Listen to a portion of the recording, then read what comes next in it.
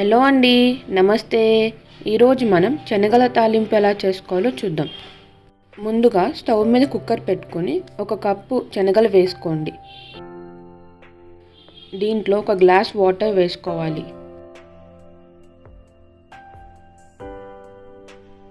ఇప్పుడు దీంట్లో తగినంత ఉప్పు వేసుకోండి.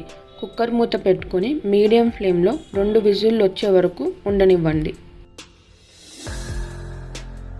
2 విజిల్లు వచ్చిన తర్వాత కుక్కర్ మూతని ఓపెన్ చేసుకొని వాటర్ని స్ట్రెయిన్ చేసుకోండి.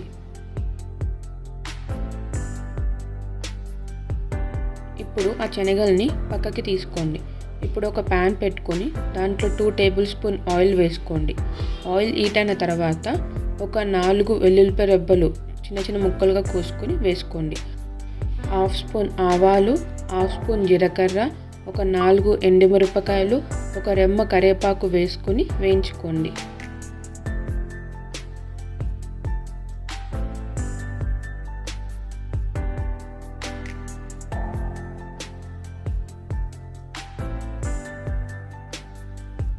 వేగిన తర్వాత మనం పక్కకు పెట్టుకున్న శనగల్ని ఇప్పుడు దాంట్లో వేసుకోండి.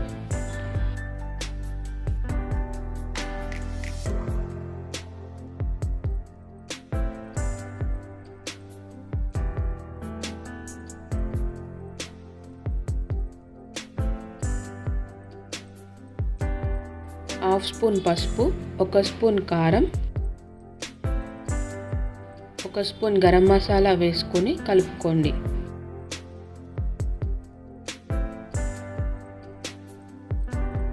కలుపుకొని ఒక 2 నిమిషాలు స్టవ్ మీద ఉంచి స్టవ్ ఆఫ్ చేసుకోండి. అంతే అండి, టేస్టీ అయిన శనగల తాలింపు రెడీ అయిపోయింది. మీకు నచ్చితే సబ్స్క్రైబ్ చేయండి, షేర్ చేయండి, లైక్ చేయండి. మళ్ళీ ఇంకొక మంచి రెసిపీతో కలుద్దాం.